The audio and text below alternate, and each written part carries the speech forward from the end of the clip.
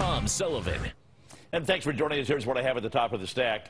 Republicans, they're beginning to announce who is running for president. We all know the established candidates' names, but are you happy with the list so far? What about the lesser-known ones? Anybody there that may be, coming along? How well do you know them? That's where we come in. What we're going to do over the next several weeks is introduce you to some of the people who are in the race, and we start today with a man who does, in fact, need an introduction. Former governor of New Mexico, Gary Johnson.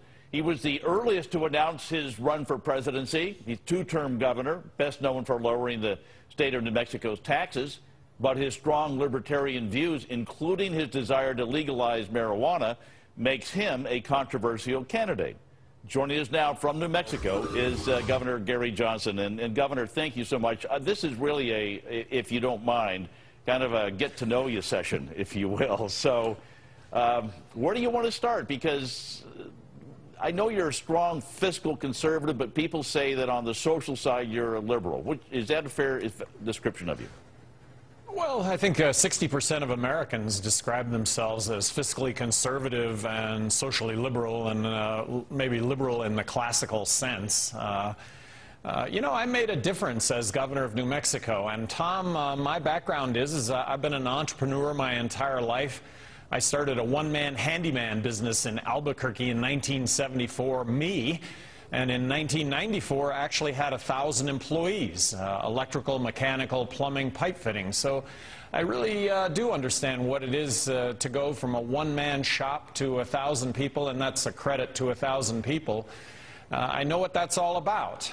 And having gotten into politics in New Mexico, in a state that was 2-to-1 Democrat, I got elected. And I got reelected by arguably being fiscally the most conservative governor in the country. And I based that on the fact that I vetoed 750 bills while I was governor of New Mexico and had thousands of line item vetoes.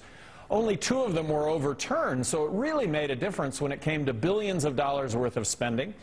And it really made a difference when it came to government's role and government's role in our lives. And I'm a small government guy. All right, so let's go back to when you ran for governor, because like you said, your background is a businessman. A lot of people, you've heard it, I've heard it for many, many years. It's this business about we want somebody who's not really a politician. We want somebody who's met a payroll. But you did get into politics. You ran for governor. Why? What drove you to go from the private sector into the public sector?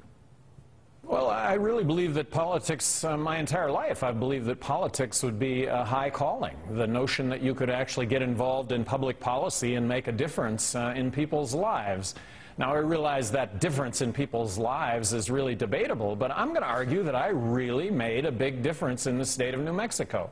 Not one single penny of tax went up over an 8-year period. We reformed Medicaid in the state of New Mexico, privatized a number of state functions, which meant better services, better products at lower prices, 4-lane, 500 miles of 4-lane highway.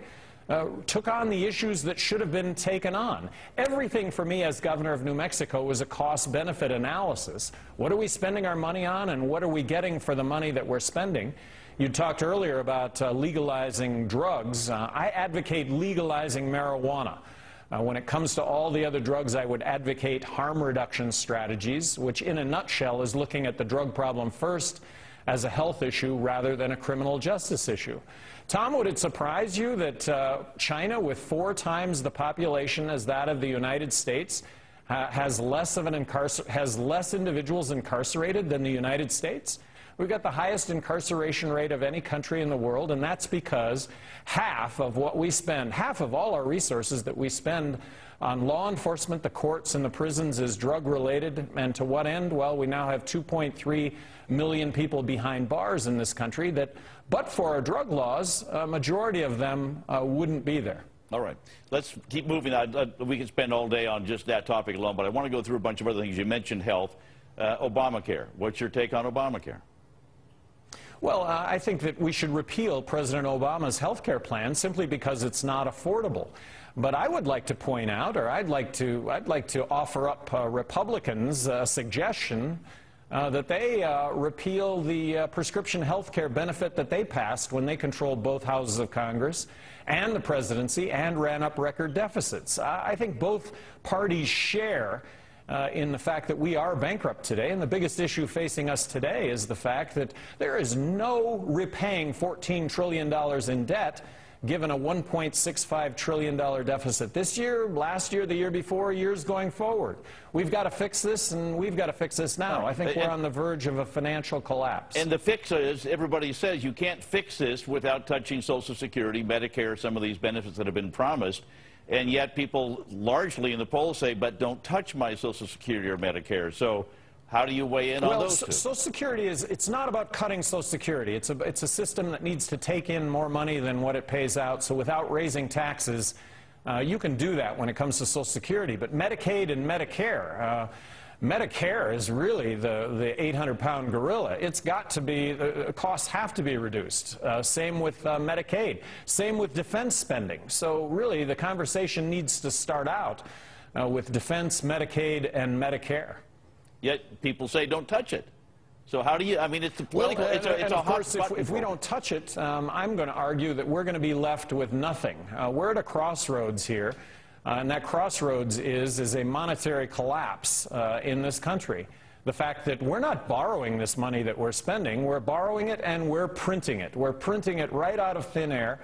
And by doing this, we're going to all be left, we're left right now with a much devalued dollar over what it was even a year ago. And this continues. And this is how it's going to manifest itself. Right. Will we still get our Social Security checks? Yes. It's just that they won't buy a darn thing.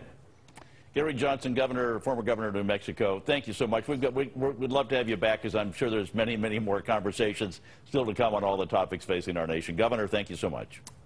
Tom, thank you very much. You bet. Still to come on the big TV show this hour.